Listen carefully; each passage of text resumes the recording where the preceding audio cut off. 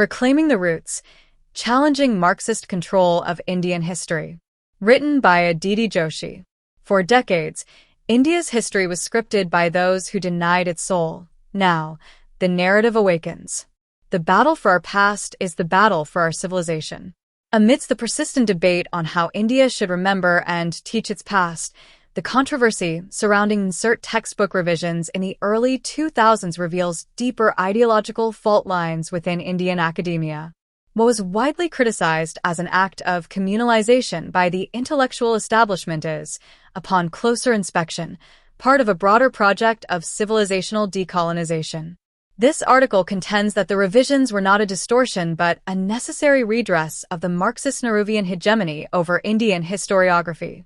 By examining historiographical patterns, institutional monopolies, and global precedents for curriculum reform, the paper advocates for a more plural, indigenous, and dharmic representation of India's civilizational journey. It invites readers to critically assess the inherited narratives and engage in a deeper reflection on the role of historical memory in shaping national consciousness. The battle for India's civilizational memory. The reclaiming of school textbooks by the National Council of Educational Research and Training (NCERT) during the early 2000s ignited a fierce intellectual and political conflagration. Eminent Marxist historians such as Romila Thapar, Irfan Habib, and Bipan Chandra swiftly condemned the move, accusing the then BJP-led government of Talibanizing education, a term laden with the gravest connotations of ideological extremism and historical revisionism. Mukherjee and Mukherjee, 2001. National newspapers like the Indian Express and Hindustan Times amplified these fears through impassioned editorials, warning that the very foundations of India's pluralistic ethos were under assault by a communalist agenda masquerading as curriculum reform. Yet beneath the noise of these polemics lies a deeper and far more consequential question, one that the mainstream discourse either ignored or deliberately obscured. Shouldn't post-colonial India reclaim the authority to narrate its own past? What was hastily branded as communalization was, in truth, a long overdue attempt to dismantle the ideological hegemony of Nehruvian secularism and Marxist historiography, a monopoly that had dominated academic and public consciousness since independence. The so-called reclaiming was less an act of distortion and more a struggle for epistemic sovereignty, a civilizational demand to decolonize Indian historiography, re-anchor it in indigenous frameworks, and liberate it from Eurocentric and Soviet-influenced paradigms. The reaction, then, was not to an academic crime, but to a challenge to entrenched intellectual orthodoxy. Marxist Nehruvian hegemony in Indian historiography. Post-independence India saw the emergence of a powerful cohort of Marxist historians who, over decades, institutionalized their worldview through state-funded bodies like the NCERT, Indian Council of Historical Research, ICHR, and university history departments. This group included figures such as Romila Thapar, R.S. Sharma, Satish Chandra, and Irfan Habib. Their approach largely followed materialist frameworks, sidelining religious, civilizational, or dharmic dimensions of Indian history. While this scholarly approach claimed to be scientific and secular, its ideological underpinnings aligned with Nehruvian socialism and often reflected colonial constructs inherited from British historians like James Mill. As historian Arun Shourie noted in Eminent Historians, 1998, this group exercised disproportionate control over academic appointments, funding, and curriculum development, creating an intellectual oligarchy. Selective secularism and the myth of objectivity. The Marxist historiographical school claimed to champion objectivity and rationality, yet their selective approach reveals deep biases. Islamic invasions were often euphemized as political expansions, while temple destruction was justified as reuse of temple sites. Thapar, 2001. Simultaneously, the Vedic period was characterized as semi-mythical or theocratic, and Hindu symbols were treated with anthropological detachment. Romila Thapar's insistence on teaching about beef consumption in ancient India, based on sources such as the Shatapatha Brahmana and Vasishtha Dharmasutra, was defended as critical pedagogy. Thapar, 2001. Yet, similar academic rigor was not extended to Islamic atrocities, including the destruction of the Somnath Temple, the persecution under Tipu Sultan, or the forced conversions under Aurangzeb. Irfan Habib's critique, 2001, went further by branding all alternative views as pseudo-history, even as he supported Aryan migration theories now being questioned by recent genetic studies, Shinde et al., 2019. Colonial frameworks in secular clothing. A core irony of Marxist historiography in India is its continuation of colonial frameworks under a secular garb. James Mill's tripartite periodization of Indian history into Hindu, Muslim, and British periods, a framework explicitly designed to portray Hindus as primitive, Muslims as despotic, and British as civilizing, was adopted and perpetuated. Marxist historians dismissed India's civilizational continuity, denied the historicity of figures like Sri Rama, and reduced dharmic traditions to Brahmanical hegemony. They glorified medieval Islamic rulers like Akbar, while ignoring the resistance led by figures such as Maharana Pratap, Chhatrapati Shivaji, Lakhit Borphikan, and Rani Durgavati. Meanwhile, the enormous contributions of thinkers like Swami Vivekananda, Sri Aurobindo, K.M. Munshi, and Dharmapal were relegated to the periphery. The latter's work on pre-colonial indigenous education, The Beautiful Tree, 1983, remains a devastating indictment of colonial myths and Marxist indifference. Rebutting the Establishment, a detailed analysis of critics and their claims. A cohort of influential historians and commentators led the vehement opposition to textbook revisions from India's academic establishment, particularly those aligned with the Marxist Nehruvian historiographical tradition. While these voices raised serious concerns about ideological interference, many of their arguments failed under closer scrutiny. This section offers detailed counterpoints to their claims. Romila Thapar, Propaganda as History Won't Sell. Romila Thapar's essay serves as a robust defense of the entrenched academic status quo and a pointed critique of the NCERT's revised textbooks, which she accuses of cloaking communal propaganda in the guise of historical inquiry. Central to her argument is the removal or dilution of certain topics she considers crucial to a scientific and objective approach to history, most notably references to ancient beef consumption and caste-based discrimination. For Thapar, these elements are not mere details but foundational to understanding the social and cultural evolution of ancient India, and their excision threatens to undermine the intellectual rigor of the curriculum. Rebuttal. While Thapar's insistence on including contentious details such as beef consumption in Vedic texts like the Brihadaranyaka Upanishad and Shatapatha Brahmana holds textual validity, the selective nature of her outrage reveals a deeper ideological inconsistency. Her defense of these historical facts is compelling only insofar as it reinforces a narrative of Hindu social regression and internal critique. However, when it comes to equally significant but politically sensitive episodes, such as Islamic invasions, forced conversions, and temple desecrations, Thapar's critique noticeably softens or disappears altogether. The issue, therefore, is not with mentioning facts like beef consumption or caste discrimination per se, but rather the asymmetrical application of critical scrutiny. Hindu society is subjected to rigorous anthropological examination, often stripped bare in academic texts to highlight social inequities and ritualistic cruelties.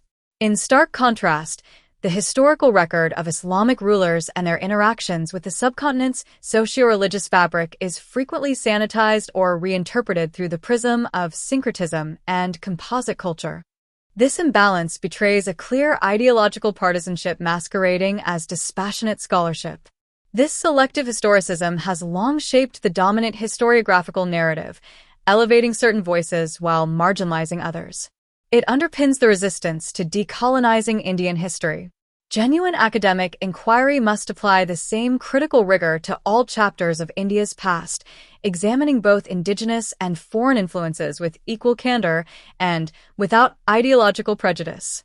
Only then can history transcend propaganda and truly serve as a foundation for informed cultural self-understanding. Bipan Chandra. Historical Blunders.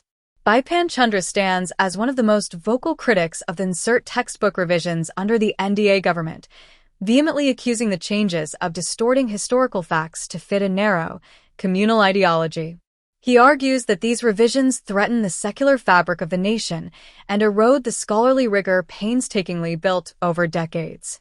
For Chandra, the secular, Narrative is not just a methodology, but a vital safeguard against communal polarization, and any deviation from it risks undoing the pluralistic ethos that post-independence India has aspired to uphold. Rebuttal. However, Chandra's staunch defense of this so-called secular historiographical tradition glosses over the biases inherent within it, biases that have often led to a whitewashing of Mughal-era tyranny and an overemphasis on Islamic contributions to art, governance, and culture, while simultaneously marginalizing the achievements and struggles of Hindu civilizational heroes. For example, the reign of Emperor Akbar is frequently lionized for its policy of religious syncretism, portraying him as a paragon of tolerance. Yet, equally significant figures such as Maharana Pratap, Chhatrapati Shivaji, and Guru Gobind Singh, icons of Hindu resistance and self-determination, are either sidelined or presented in less favorable, peripheral roles. This selective emphasis creates a skewed moral hierarchy in Indian historiography.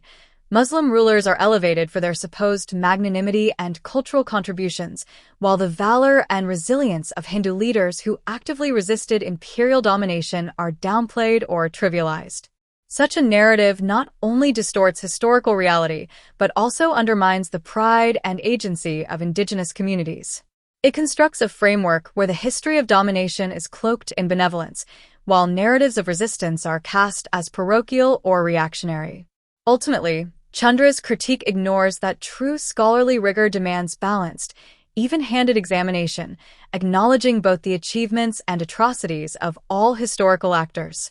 The problem is not a reclamation of historical truth, but the selective amnesia perpetuated by his own ideological camp, which resists opening the discourse to a fuller, more nuanced understanding of India's complex past. Irfan Habib, The Rewriting of History by the Sant Parivar. Irfan Habib, one of India's most prominent Marxist historians, has long warned against what he calls the communalization of history by the Sant Parivar. In particular, he accuses them of manufacturing a mythic past by promoting concepts like the Sarasvati civilization and Vedic science, which he dismisses as pseudo-historical fabrications. For Habib, these efforts represent a dangerous attempt to replace rigorous academic history with religious nationalist fantasy, eroding the scientific temper and secular ethos of historical scholarship. Rebuttal. However, Habib's sweeping denunciation ignores a growing corpus of interdisciplinary research, ranging from archaeology and geology to hydrology and satellite remote sensing, that lends serious credibility to what was once dismissed as myth. Multiple studies, including those by geologists and archaeologists such as Vasant Shinde and computational linguist Rajesh P. and Rao, have provided substantial evidence pointing to the existence of an ancient, glacier-fed river system in the Gagar-Hakra Basin, which aligns closely with the descriptions of the Sarasvati River in the Rig Veda. These findings not only support the possibility of a Vedic Harappan cultural continuity, but also cast serious doubt on the now near-defunct Aryan invasion theory, an ideological pillar of the historical framework Habib has long championed. Habib's unwillingness to engage with such emerging evidence reveals not a defense of scientific history, but a deep-seated ideological rigidity. Ironically, while he accuses others of politicizing history, his own Marxist affiliations and decades-long involvement in left-leaning academic institutions, such as the Indian Council of Historical Research, make his claims to neutrality increasingly untenable.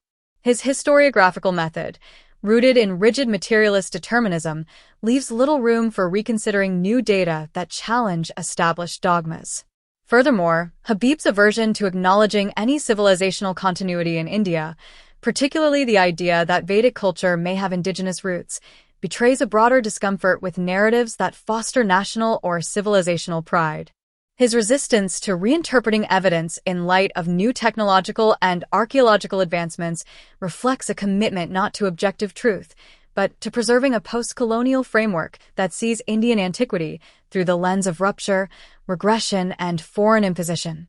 In this context, Habib's critique of Sarasvati-related research as pseudoscience is less an indictment of poor methodology than an act of gatekeeping, an attempt to delegitimize any challenge to the intellectual monopoly long held by Marxist historiography in India. True academic integrity demands openness to evolving evidence, not ideological entrenchment masquerading as methodological rigor. Sharma. Communalism and History Textbooks. The late R. S. Sharma, a towering figure in the Marxist school of Indian historiography, raised strong objections to the textbook revisions undertaken during the NDA government's tenure. In his essay Communalism and History Textbooks, Sharma contended that the new curriculum promoted a dangerous communal lens, one that allegedly blamed medieval Muslim rulers for all of India's historical traumas, while glorifying Hindu figures with little critical nuance. To Sharma, such portrayals were a betrayal of the secular, scientific method of historical writing and a regression into mythologized nationalism. Rebuttal. Sharma's critique, however, rests on a misleading assumption that acknowledging the historical violence and sectarian policies of certain Islamic rulers amounts to communalism. This binary, between so-called secular omission and communal inclusion, is intellectually dishonest. What Sharma and his ideological peers dismiss as communal history is, in many cases, the long-overdue reintroduction of facts that have been systematically ignored or downplayed in mainstream historiography. The erasure of well-documented episodes, such as Mahmud of Ghaznī's repeated invasions and destruction of temples, Alauddin Khilji's brutal campaigns, or Tipu Sultan's persecution of Hindus and Christians in regions like Coorg and Malabar, is not an act of scholarly discretion but of ideological suppression. These events are not figments of communal imagination.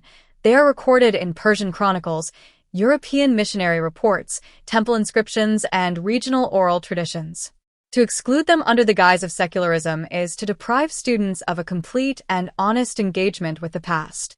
Conversely, Sharma's discomfort with the uncritical glorification of Hindu figures ignores the fact that many of these leaders, such as Maharana Pratap, Chhatrapati Shivaji, and Guru Gobind Singh, symbolize civilizational resistance, self-determination, and cultural preservation in the face of imperial domination. Their stories are not simply nationalist propaganda but essential components of India's historical memory, long marginalized in favor of narratives that privileged invaders over the indigenous. To portray the inclusion of these episodes as communal is to conflate truth-telling with bigotry. Historical honesty does not demand the demonization of any community, but it does demand the courage to confront the uncomfortable. Restoring these aspects to textbooks is not an act of distortion, but of historical restitution. It allows for a more balanced, multidimensional understanding of India's past, one that neither vilifies nor sanitizes, but contextualizes all players in the complex theater of history. In the end, Sharma's insistence on omitting Islamic-era violence in the name of secularism undermines the very integrity of academic inquiry. True secular history does not mean selective silence. It means impartial engagement with all dimensions of the past, even when they challenge our ideological preferences.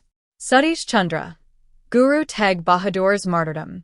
Satish Chandra's portrayal of Guru Tegh Bahadur's execution under Aurangzeb is emblematic of the ideological sanitization that plagues mainstream historiography. Rather than acknowledging the explicitly religious context of his martyrdom, Chandra presents it as a politically motivated act, stripping it of its spiritual and civilizational significance. This revisionist framing attempts to depoliticize Aurangzeb's well-documented religious persecution and reframes resistance to tyranny as political dissent devoid of Dharma. Rebuttal. Guru Tegh Bahadur's martyrdom is not merely a chapter in Sikh history, it is a foundational event, deeply enshrined in Sikh consciousness as an act of supreme sacrifice against forced conversions and religious tyranny. Multiple Sikh sources, including contemporary hagiographies, Bakhinder Natak and Suraj Prakash, corroborate this narrative. To dismiss this as hagiography, while accepting court chronicles of Mughal emperors as objective, betrays a methodological double standard. Recognizing the religious dimension of Tegh Bahadur's stand is not communalism, it is fidelity to indigenous memory systems. To erase this context is not scholarly restraint, it is ideological censorship. Arjun Dev. NCERT, National Curriculum, and the Destruction of History. Arjun Dev criticizes the NCERT reforms for allegedly bypassing academic consultation, framing the curriculum revision as a unilateral imposition lacking scholarly legitimacy. Rebuttal. Academic consultation is undeniably essential in shaping national curricula, but Dev's critique reveals a deeper assumption that only scholars aligned with a Marxist or left-liberal worldview constitute legitimate interlocutors in this process. This gatekeeping mentality has dominated Indian historiography for decades, often excluding Indic scholars, traditional historians, and those working outside Western academic frameworks. True academic integrity demands plurality, not monopolies. Broadening participation to include alternative historical schools is not an assault on scholarship. It is the democratization of intellectual discourse. Sumit Sarkar. Does Indian history need to be rewritten?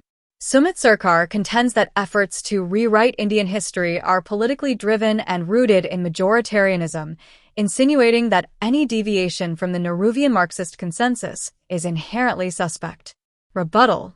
Sarkar's position reflects a static view of history, one that resists evolution even when new evidence demands reconsideration. Across the world, history has been rewritten in the aftermath of political or ideological shifts. Post-apartheid South Africa, post-Soviet Eastern Europe, and post-war Japan have all revised their historical narratives to reflect indigenous voices and correct colonial or authoritarian distortions. Why should India be denied the same right? Rewriting history, when done with scholarly rigor and fidelity to emerging evidence, is not majoritarianism. It is intellectual decolonization. It is a necessary act of recovering historical agency and restoring civilizational self-awareness. Media commentators and editorials, ideological echo chambers. Mainstream media outlets and columnists, including figures like Veer Sanghvi and editorial boards of the Indian Express, sounded the alarm over textbook reforms, often invoking hyperbolic comparisons to Talibanization. These commentaries claimed that the right was erasing facts and injecting mythology, reducing the debate to caricature. Rebuttal. Such analogies are both historically ignorant and ethically irresponsible. Comparing democratic, legislative, and publicly debated curriculum changes in India to Taliban-style cultural destruction trivializes genuine oppression under totalitarian regimes. It is a rhetorical sleight of hand designed to delegitimize any attempt at civilizational reclamation. Ironically, many of these same commentators celebrate decolonization in Western academia but ridicule similar impulses within the Indian context. Engaging with India's civilizational heritage is not religious extremism, it is the exercise of cultural self-respect. The reflexive hostility of elite media circles reflects not reasoned critique, but a defensive reaction to the loss of narrative hegemony. Reclaiming history, global precedents, and civilizational necessity. Reclaiming historical narratives is neither unique to India nor inherently ideological. Post-apartheid South Africa revised its textbooks to reflect indigenous struggles. Post-communist nations in Eastern Europe repudiated Stalinist accounts. Post-war Japan undertook a re-evaluation of its imperial legacy, acknowledging its militaristic past while redefining its national memory. In contrast, India has remained intellectually colonized. The left's enduring monopoly ensured that history was not updated or enriched with new archaeological, genetic, or linguistic discoveries. Efforts to introduce voices like Subhash Kak, Konrad Elst, Rajiv Malhotra, or K.K. Muhammad into academic discourse were often dismissed as regressive or politically motivated. However, reclaiming history is not about replacing one orthodoxy with another. It is about epistemic justice, the restoration of indigenous perspectives long suppressed by colonial and post-colonial ideological regimes.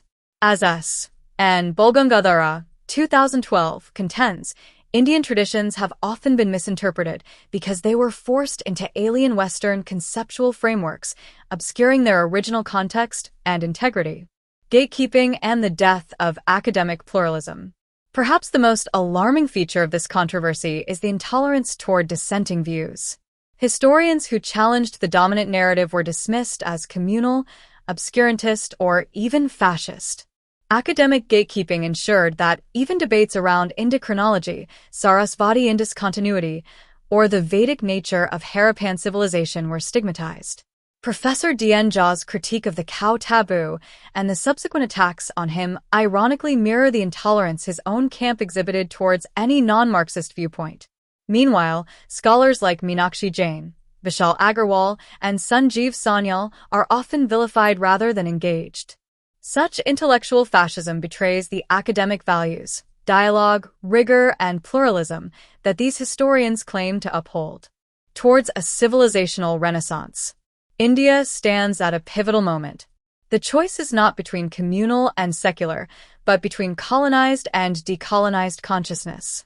The real task before Indian academia is not ideological entrenchment, but civilizational self-recovery. To that end, rewriting history is not a distortion.